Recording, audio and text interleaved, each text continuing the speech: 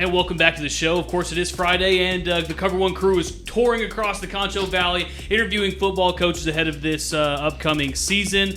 First, I want to bring on the rest of my crew of Chadwick and James. Guys, how's it going? It's going. No, glad to be here. All right, so we have the head coach of the Miles Bulldogs, James. I want you to bring this in. Tell me everything that everyone needs to know before we get to it. All right, we got head coach Jayson Wilhelm. He's the Miles Bulldogs head coach.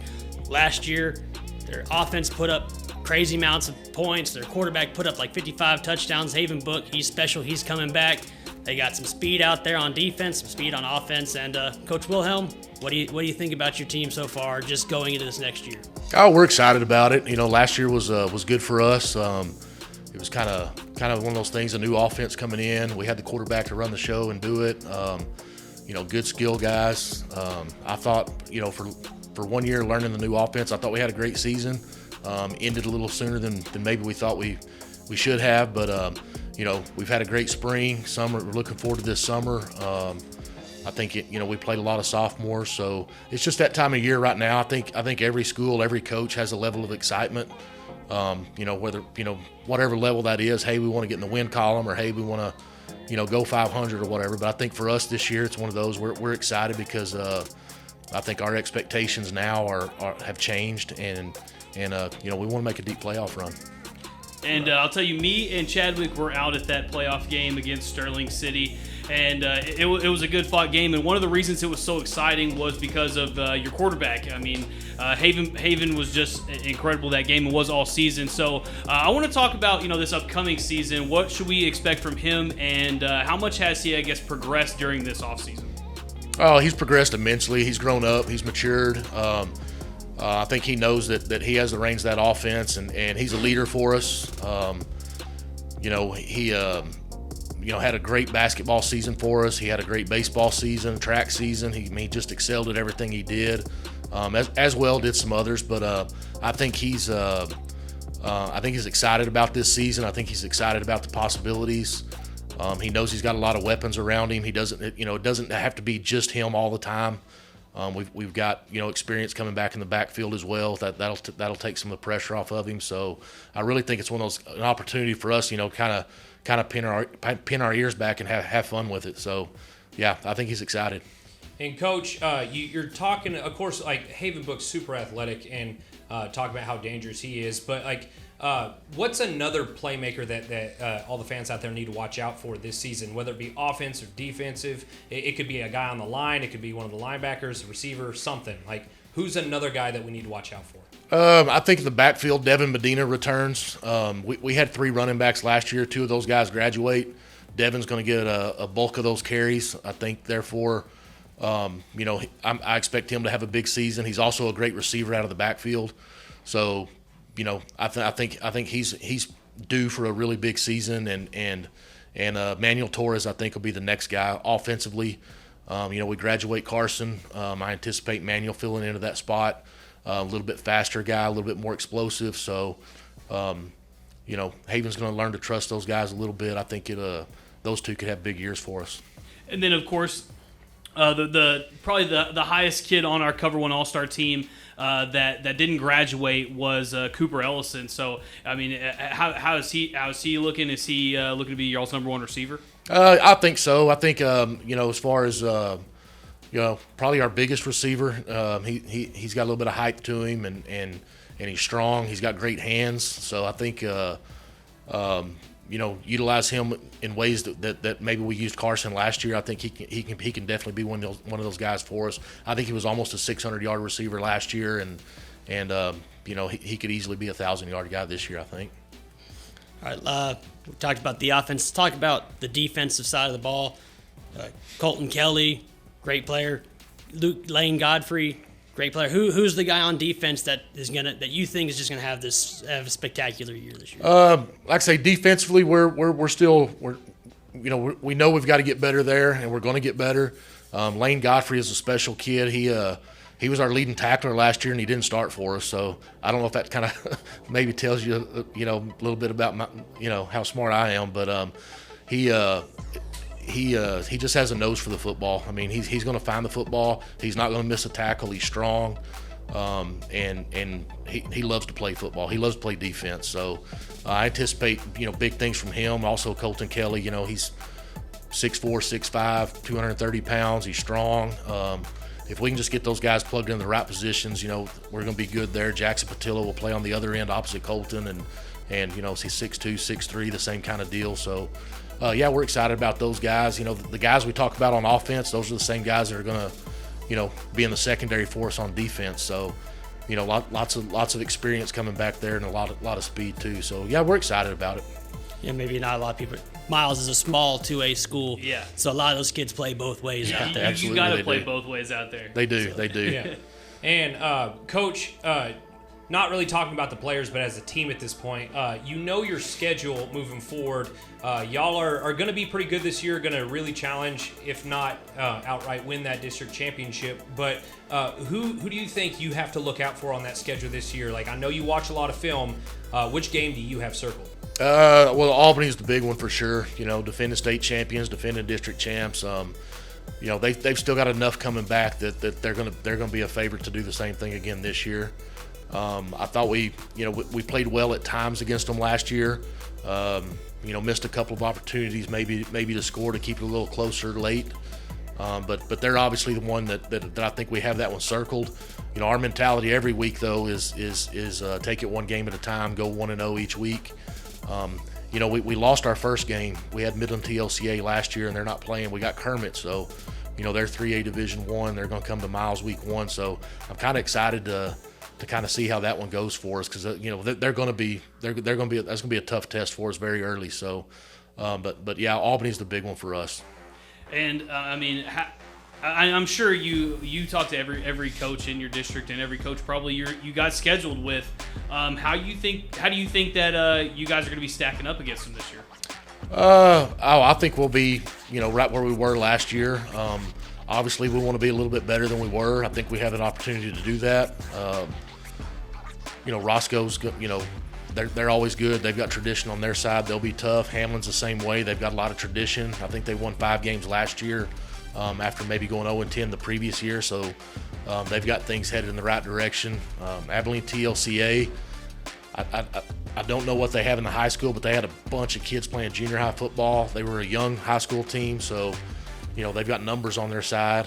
So that's pretty interesting because, of course, there's drama with the Midland TLCA, and then we got San Angelo TLCA, which is coming up. So I think that's pretty interesting.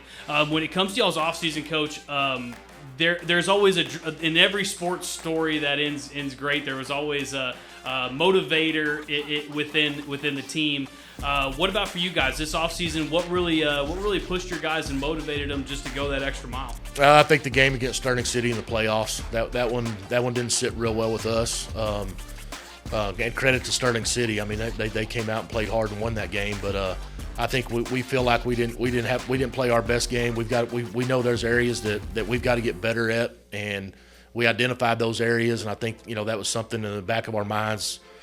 Really from the night after, the Saturday after that game. I mean, it was one of those things that just it's going to be motivation for sure. Yeah. And do we think is there a possibility that matchup will come again in this next playoff? Oh, of course there is. Like I say, Sterling City's still going to have a good football team, and just based off where we finish, hopefully not. I'd like to maybe win the district. I think they've got an opportunity to win their district, but if it does, we play them early in the season again, so that'll be a big one for us as well. Yeah, I see them maybe week 3 or 4. Yes, sir. You brought up Albany. I mean, they won state last year. Is that how much motivation does that add to your team just to go, hey, we can get these guys here? Yeah, I think for the last 3 years we've talked about wanting to be at that level. We certainly were not there 3 years ago. We've gradually made progress. The kids have put in the work. We've improved our coaching staff. I think there's a lot of factors, a lot of buy-in with the kids, a lot of wanting to be in the weight room, wanting to be on the track. Those kinds of things that have changed for us. And we've always talked about kind of as a program, anybody, anytime, anywhere, and I think we're getting to that point now. And I think that would be that would be one of those kind of games that if it can work out for you, that would be big for the program. Yeah, that kind of. I'm sorry, my bad. That kind of goes back to something that two things you said to me throughout the year that look back on a lot was when y'all came back and beat Sterling City in week 2 or 3 last year.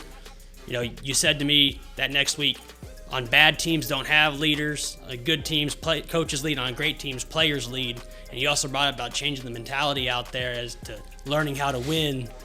You know, how does all that kind of feed in? I mean, do you see that kind of swinging that way out there? Yeah, definitely. Our kids have, you know, they're going into year 4 now and doing things the way we've been, you know, wanting to get things done, and I think they've seen that, hey man, this works, we can do this, and you know, they're taking the ownership now. You know, it's hard for me to keep them out of the weight room. It's hard for me to keep them off the field. It's hard for me to, you know, not that I want to do that at all, but you know, I mean, it's different. It's definitely changed, and so I think you know, the kids having that mindset really helps us out a bunch. You know, and going back to, you know, we made the playoffs. We're in the playoffs in everything we do, and really that's what our next hurdle is we got to make that deep playoff run. And Coach, I'm just going to build off that question just a little bit. Just give me your opinion on this. Like, how important is building that kind of culture in a football program? I know you said that y'all are building it at the moment, and especially after last year's playoff loss, that's a great motivator. But once that culture is starting to get established, how important is that for incoming classes moving throughout the years? Well, I think we're seeing it already. Our young kids are excited. We've got kids that are wanting to get out in the summers, young kids that want to play 7-on-7. You know, they want to be up there with us, and you know, my first summer, my first year there, that wasn't the case at all. So I think now, you know, they see that, they look up to these older guys, and I think these older guys now are starting to realize a little bit that you know, there's always eyes on you. Yeah. Absolutely. Okay, so on Cover One, we always end the show with a little bit of a final question. So each of us will ask one last question. And they're usually a little bit more fun or a little bit more interesting than just, of course, these average football questions. So, you know, I played a little bit of offensive line in high school, so this is always my favorite question to ask. Every team needs a good offensive line. Coach, name your your biggest hog you got, or maybe your meanest one, but just let the people know who they should be watching down there in the trenches. Well, Colton Kelly's definitely our biggest hog, and he's probably our meanest one also. But Lane Godfrey, he's kind of quiet and silent, but when the lights come on, he's going to find a way to get the job done. But I'm excited about those two guys. They feed off of each other. Right now, we've got them both playing on the same side. Like I say, I think those two guys, you know, they're workout partners. You know, they push each other. They're each other's motivation. So I think when you have that competition amongst, or not even a competition, but just that brotherhood of two guys that hey, we work out together. We play on the same side. You know, that they want to dominate. So I'm excited about both of those guys. You know, definitely getting a whole lot more playing time this year. And Coach, I'm gonna try to start a little controversy on your team myself. Yeah. Talking about how guys are starting to get into other stuff. Y'all had a pretty good track program this year. A bunch of football players were obviously running track. Who's the fastest guy on your team? And is it close? Is it not even close? It's not close, because he may be the fastest guy in this area is Tevin Mead. So, yeah, he played some defense for us last year. He had a mishap at the district track meter. I really think he might have been running at Austin this year in the 100-meter dash. So we've moved him from slot receiver. He's going to play some running back, try to get him in the right packages and get him out some space or whatever. But, yeah, he can run. All right, my question's not a football question, but you've been out there at Miles for a few years. What has that community meant to you, and what have you learned about yourself coaching there at Miles? Oh, man, that's It's an emotional one. Deep. Yeah, there's a lot I could go into there. The community's been supportive. They've been really supportive. I think sometimes when a new person comes in, there's a level of buy-in that has to happen, and I don't mean with just the kids. I think it's got to be, you know, community-wide, school-wide. You know, someone had told me, you know, your football season sometimes sets the tone for your school year. I mean, I do believe that to an extent, you know. I mean, I feel like we had a great school year this year. I think, you know, the success that we had, you know, it started in the fall. So, yeah, that part has been great. You know, I just think coming in, you know, you always have new ideas, a new way of doing things. And, you know, there's resistance at first. I mean, there is. And I think as long as you stick to your guns and say, hey, this is what we're going to do, this is how we're going to do it, you can be a part of it, or you don't have to be. I think that, you know, that happens. And I think now I'm loving it. I think the kids are loving it. The buy-in's there. The coaching staff's all on board. We've got great coaches across the board, and I like I say, I think right now we're really setting ourselves up to really enjoy the next few years. I think we're in a really good spot. All right, well, this has been Coach Jayson Wilhelm. Coach, thank you so much for coming on the show. Absolutely. Of course, the Miles Bulldogs, y'all went 8-2 next year. From this conversation we're having, I'm thinking maybe we're going to go 8-2 at least. Hopefully we can go 3 or 4 rounds deep. But, Coach, thank you so much for coming on the show. Appreciate y'all having me. All right, we'll go back to the studio.